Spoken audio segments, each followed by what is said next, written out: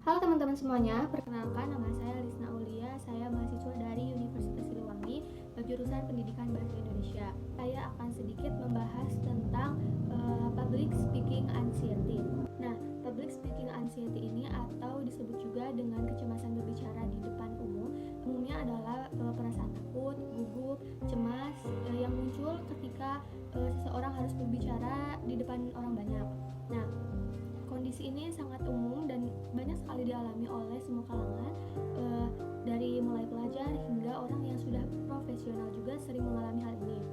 Verderber juga menyebutkan bahwa seseorang dapat menjadi public speaker yang baik karena sering berlatih.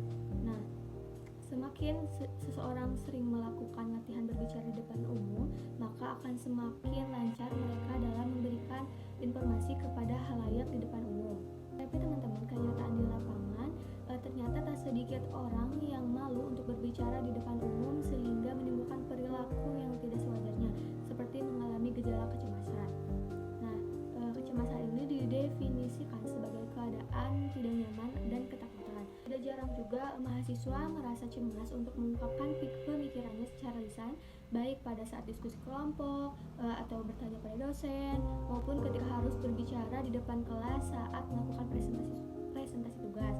Nah, tidak hanya terjadi kepada mahasiswa saja, tetapi kepada guru pun public speaking sendiri juga dapat dilihat di dunia pendidikan. Nah, seperti contohnya yang tadi saya sebutkan, yaitu guru. Selanjutnya ada proses psikologis yang terjadi saat berbicara di depan umum. Yang pertama ada aktivasi sistem saraf simpatik. Nah, teman-teman, saat merasa cemas, tubuh mengalami respon lawan atau lari, atau bisa disebut juga fight or flight. Nah, sistem saraf simpatika aktif ini memicu pelepasan hormon seperti adrenalin. Akibatnya ini detak jantung meningkat dan napas menjadi cepat, serta otot dapat menegang dan tangan akan melebar keringat. Nah, selanjutnya yang kedua ada peran amigdala. Nah, amigdala ini adalah bagian otak yang bertanggung jawab atas emosi, terutama rasa takut, yang memainkan peran penting. Nah, amigdala ini menilai situasi berbicara di depan umum ini sebagai ancaman, memicu respon kecemasan. Nah, yang terakhir ada dampak pada memori jangka panjang. Nah, kecemasan dapat mengganggu kemampuan mengingat informasi.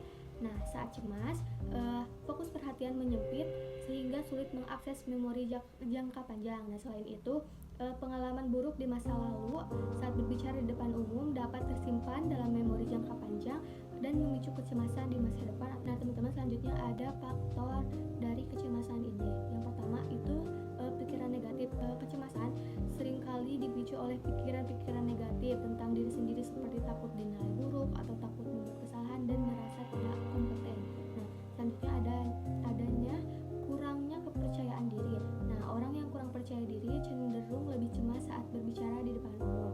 Terus ada pengalaman masa lalu yang buruk atau seperti tadi memori jangka panjang. Nah, pengalaman negatif saat berbicara di depan umum atau di masa lalu dapat meninggalkan trauma dan memicu kecemasan di masa depan. Nah, selain faktor psikologis, ada juga faktor sosial. Tekanan sosial ini seperti dari teman sebaya, keluarga, atau lingkungan sekitar. Nah, itu juga dapat memperburuk kecemasan kita. Nah, selanjutnya ada faktor fisik, seperti gejala fisik. Nah, kecemasan dapat memicu gejala fisik seperti jantung berdebar dengan kencang, sering berkeringat, pusing, mual. Nah, itu juga dapat mempengaruhi atau dapat memperburuk rasa cemas. Nah, teman-teman, setelah kita tadi membahas tentang kecemasan, tentang public speaking anxiety, nah, kita harus tahu strategi atau cara untuk kita menangani itu.